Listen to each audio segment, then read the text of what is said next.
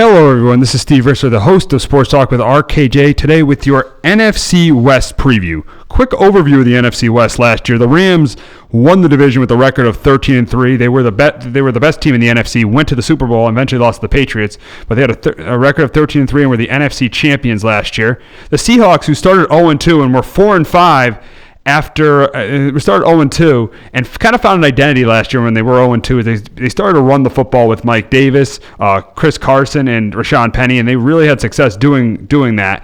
And they started the season 0-2. They were 4-5 and then ended up winning 6 of their last 7 games to get into the playoffs, but eventually lost to the Dallas Cowboys in the first round.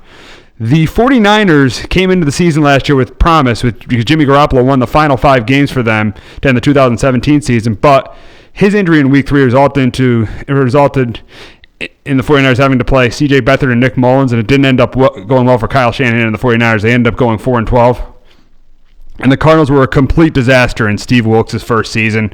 Rosen had a really, really bad year. The offensive line was terrible. The run defense was terrible, and the team ended up going 3-13 and finishing in last place. So we're going to start with the defending NFC champion Rams, the Los Angeles Rams. And this year, yes, they went 13-3 last year, but this year I think they might take a little bit of a step back. I mean, obviously Jared Goff has been really good the last 2 years under Sean McVay, but the issue with Jared Goff right now is he's not as good of a quarterback under pressure than he is when he's protected. And or off play action. And Todd Gurley, who has been one of the top running backs in the league the last 2 years, started to have knee issues at the end of the year last year. And I think this could lead to issues to starting this season. And evidence showed that the Rams did in the third round go out and draft Darrell Henderson out of Memphis. So that definitely shows you that they're not 100% confident in Todd Gurley's health right now. And that's going to be really, really interesting because Jared Goff is a really good quarterback off play action and using Todd Gurley. A lot of what the Rams have done on offense the last 2 years has gone through Todd Gurley. And another concern is this offensive line. I mean, Andrew Whitworth, he's been great for the Rams the last 2 years, but he's getting up there in age. He's about 36, 37 years old. He's in his high 30s. He's in his upper 30s now, where he might drop off a little bit this season. And they did lose John Sullivan. They also lost Roger Stafford to free agency to the Titans. So this offensive line might not be as good as it was the last 2 years. I mean, that's why this offense might not be as good. I think the strength of this offense, though, is the receiving core. Cooper Kupp comes back from an ACL. We'll see what ends up happening there. And Robert Woods and Brandon Cooks are not great receivers, but two pretty good receivers. So I think that the Rams offense won't be as good as it was the last 2 years, but with Sean McVay, it'll still be good. They'll still be a good offensive team. On the defensive side of the ball, they still definitely have talent. I mean, obviously they have the best defensive player in the game and probably the best player in the NFL. Voted last night on the NFL Top 100 as the best player in the game with Aaron Donald. They got Dante Fowler, Michael Brockers, added Clay Matthews too to play inside or outside linebacker, and then in the secondary, they got Marcus Peters, a team to leave, and then they added Eric Weddle, who that definitely is an upgrade of free safety over LaMarcus Jordan. I mean, he's a really smart player, not as fast as he used to be back in his prime when he was with the Chargers, but he can tackle. He still can do everything to save. He could tackle. He could cover. He's still a really, really good safety in this league, and I think it's still a really good pickup for the Rams. My projected record this year for the Rams is going to be 10-6, and the reason is I think the pieces they lost in the offensive line, Stafford, Sullivan, Whitworth's age, Gurley's health, and Goff is a good quarterback, but he's not a great quarterback, and he's not as good of a quarterback, and you saw that in the Super Bowl when he doesn't get the run game going when he's not protected. You really saw evidence of that in the Super Bowl, and that's why I think the Rams take a little bit of a slip off. And their defense is good. They have a good pass defense with Aaron Donald, and you got Talib and Peters and Weddle on the back end, but their run defense is a little bit shaky. They were 23rd in the NFL last year in run defense. They lose Ndamukong Suh, who didn't have a good regular season, but played really, really well in the postseason for the Rams. So that's definitely a loss for them. That's definitely going to be a loss because of the way he played in the postseason. So I think the Rams 10-6. I think they still win the NFC West, but they're not as good as they've been the last 2 years. I think they win the NFC West at 10-6. We'll go on to the Seattle Seahawks, who on the offensive side of the ball, I think this is still a really good team.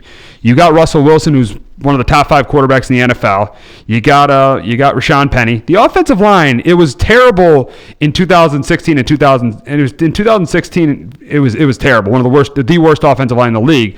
But ever since they went out and got Dwayne Brown, I think this offensive line has improved. It's not a good offensive line, but it's still an average to below average offensive line. And I think what they did last year, they found an identity, and that was running the football. And I think that's a big thing what they're going to do on offense this year is run the football with Rashad Penny, with Chris Carson. I think their identity is going to be running the football. That's going to be a big part of the Seahawks identity.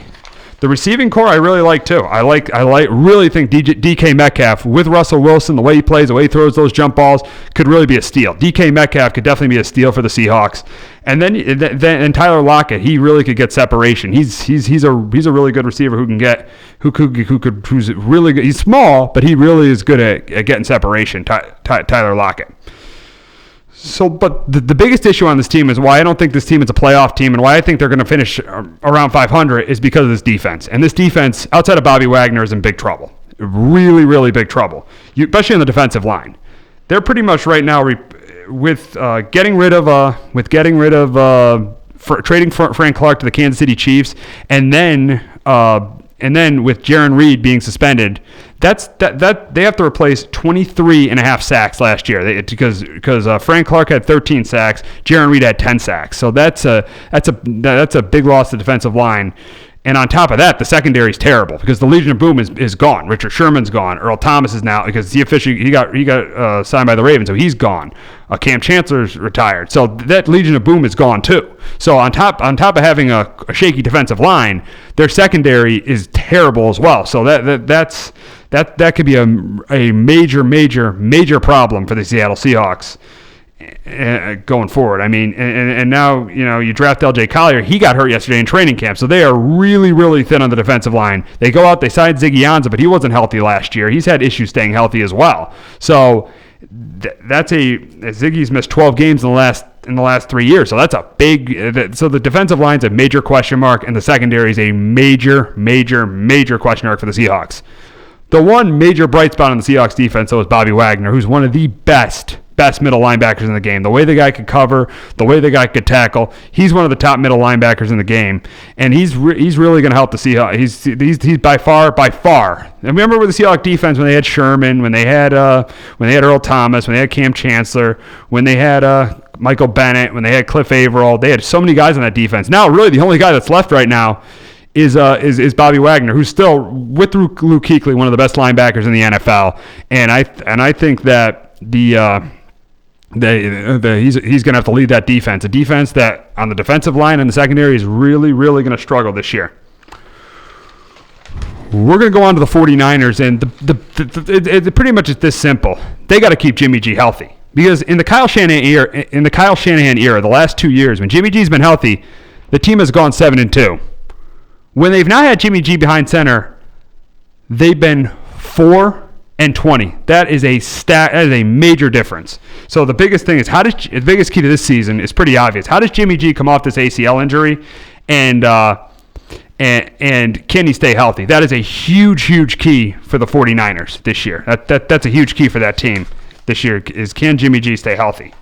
And in the run game, you always got to like anything with the Shanahans. You got to like the run game. Remember the Broncos back in the late '90s, early 2000s. It didn't matter who was behind, who was in that backfield. They always had a good running game. And I think that's the same thing for the 49ers. Matt Breida had a really good year last year. I think he's going to have a really good year this year. They add Tevin Coleman, who's a good pass-catching running back. It could be another guy in that running game. If Jared McKinnon can stay healthy, that's big too. I think the 49ers are going to be able to run the ball. At tight end, they have outside of Travis Kelce, the best tight end in the league in George Kittle. George Kittle had a great year last year, and I think George Kittle has another huge year for the 49ers. Receiver's the question mark. That's definitely the question mark of that offense. I mean, that and the interior of the offensive line, but at receiver with Deebo Samuel, they drafted in the second round. They got obviously Jordan Matthews, who's below average receiver, and Dante Pettis, who showed a little bit of flashes last year. The receiving core is definitely one of the big weaknesses of the 49ers. And you look at the offensive line. Joe Staley's been doing it for years. He's one of the top tackles in the game. And you obviously got Mike McGlinchey, who they drafted in the first round last year. So that offensive line, the problem is the interior is the issue with Weston Richburg, Lakeland Tomlinson, and Pearson. So that's going to be the issue. But at tackle, they're pretty good. So, average to above average offensive line, great tight end. And if this quarterback is on the field, This is as you've seen, 7-2 when he's on the field, 4-20 when he's not on the field. A major difference from when they have Jimmy Garoppolo from when they don't have Jimmy Garoppolo. Now we'll go on to the defense, and this defense I really think they've really built a really good front four here with drafting Nick Bosa with the second overall pick. You got DeForest Buckner, who they drafted with the I think 7th overall pick 3 years ago, and they traded for Dee Ford. So this could be a really good defensive line. The issue with the defense at linebacker, obviously they had to let go of Reuben Foster, who they took a chance on, but that didn't end up panning out. They end up signing Quan Alexander, overpaid, but they needed a linebacker, so I think that's why they went after Quan Alexander. And then you look at this team in the secondary. It's not a great secondary outside of Richard Sherman, but Richard Sherman can still play. I mean, Richard Sherman, yes, he's not the player he was in Seattle, but he's still a really good player in this league, and I think he's going to have another. He had a good year last year, and he's going to have another good year for the 49ers this year. My record for the 49ers, this could be a little bit of a surprise to people. I think they go 10-6 and they get one of the wild cards in the playoffs. Just because I like how they are when Jimmy Garoppolo plays. I think Kyle Shanahan's a good coach. And I think I really like this front four with Nick Bosa, with DeForest Buckner, and with Dee Ford. This is a huge year for John Lynch. This team needs to be competing for the playoffs, or John Lynch could lose his job. Because the reason they didn't draft the quarterback his first year, they didn't draft Deshaun Watson, Patrick Mahomes, they didn't draft Watson or Mahomes his first year, and then they ended up trading for Jimmy Garoppolo and signing him to that contract instead of drafting a quarterback in 2017. So this is a crucial year for Kyle Shanahan and John Lynch. I definitely think if this Garoppolo thing doesn't work and he doesn't have a good year, John Lynch has a very good chance of being fired, and so does Kyle Shanahan. This is I know they have 6-year deals, but this after the excuses are over. The 6-10, the 4-12, you don't have a quarterback. The excuses are over for Kyle Shanahan and John Lynch.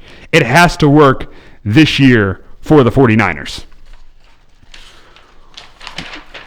We'll wrap up our NFC West talk talking about the Cardinals, who made an interesting move in the offseason. They decided to trade the guy they drafted in the first round in 2017, Josh Rosen of the Dolphins, and decided with the number 1 pick to take Kyler Murray. Now, I don't know if Kyler Murray is really 5'10". I think he's 5'9" or 5'8.5". I mean, I'm not as convinced he's going to be. I think a big reason a lot of teams like him is they saw the success Baker Mayfield had last year. But I think he's a little bit small, and I think if they can't get a running game going, which is going to be a big key, because David Johnson had a down year last year. David Johnson has got to get back to form. That's one of the biggest keys in Cliff Kingsbury's first year, who I don't think, which I question that hire a little bit. I mean, you were fired from Texas Tech. Now you're a head coach in the NFL. I do question that hire a little bit with Cliff Kingsbury. But he is the head coach, and I think the biggest key to this team on offense is being able to run the ball with David Johnson, because the receivers are not great. Fitzgerald, his best days are behind him. Kirk and Williams haven't really stepped up yet, or Seals-Jones. And this offensive line is the worst in football. And this could be very problematic for Kyler Murray because of how bad this. If they can't get a running game going, because of how if he's got to drop back on 3rd and long. I know he's mobile. I know he could run, but how bad this offensive line is, he may not last the season. And this offensive line is the worst in football. They really didn't make any significant moves to this offensive line in the offseason. So that's definitely going to be a major concern for the Arizona Cardinals, this offensive line, because it is really the offensive line for the Cardinals is really bad. We look on the defensive side of the ball. We look on the defensive side of the ball for the Cardinals, and they have some talent on defense. They got Chandler Jones, who's been a good player for them the last couple of years. Not very good on the interior on the defensive line at all. That is a big problem for the Cardinals. That's why their run defense was so terrible last year. They did sign a linebacker. They did bring in Terrell Suggs, but let's admit right now, Terrell Suggs, it could help. Him and Chandler Jones could be a good duo on the defensive line, but obviously Terrell Suggs is not the player he once was in Baltimore. And at the linebacker position, they did sign Jordan Hicks too. And listen, he's a good player, but there's a reason the Eagles got rid of him. Jordan Hicks has missed 13 games in the last 2 years, and you could count it being 16 games in the last 2 years if you count the playoff games the Eagles had. You could even count it as even worse than 18 games. You count the playoff games too. So the problem is he's a good player, but Jordan Hicks has had a really, really hard time staying on the field. Another big issue with this team is Patrick Peterson. Yes, their best player on defense. You could already say their best player is going to be suspended for the first 6 games of the season, which could be a very, very big blow for Cliff Kingsbury in his first year to have his best defensive player miss that much time. That definitely could be a big blow for Kingsbury, and that could be a really tough break for the Cardinals. You look at what they did in the secondary. They got Robert Alford, DJ Swearinger. After the Redskins got rid of him, they got him, Buda Baker, who's shown some promise, and they obviously drafted Byron Murphy with their second-round pick. But, I mean, the biggest thing is when you have one of your best players suspended for the first – this is why when I go to their prediction, I have them projected to be one of the worst teams in the league this year, because when you have one of your best players suspended the first 6 games, especially one of your best players on defense, you could be in very big – with a very questionable offense. You don't know what you're getting out of David Johnson. He had a down year last year. The offensive line is terrible. Kyler Murray, you don't know what you're getting at quarterback. There's just so many question marks with this team, and you don't know what you're getting with Cliff Kingsbury as a head coach. Yeah, he might be a good X's and O's guy as a head coach, but the problem that lies with Cliff Kingsbury is, well, how's he going to be as a game manager? He was fired at Texas Tech, and now he's a head coach in the NFL. Is this really going to work? The Cardinals are taking a huge risk. They fired a coach they fired a coach in Steve Wilkes after year 1. Yes, it did look like with some of the blowouts last year that he lost that locker room. They got rid of Josh Rosen, a quarterback they took in the first round, and now they have a new head coach with Cliff Kingsbury and a quarterback with Kyler Murray, who Cliff Kingsbury loves and stands by. This is a very risky proposition right here, but I think overall, this thing honestly is going to be a complete disaster. I think the offensive line is bad. I don't think the receivers are good. I think I'm going 2-14. I think Peterson's suspension really hurts. I think this team goes 2-14, and I think they're getting the number 1 pick again. I don't see the Cardinals. I think this thing is a complete disaster with Cliff Kingsbury, and I just don't see the Cardinals being good at all. So that's going to wrap it up for the NFC West preview. We'll be back next week with all of the AFC previews, AFC East, AFC North, AFC West, and AFC South. And we thank you for listening. We'll be dropping this at 5 o'clock today. We hope you listen, and have a great day, everybody.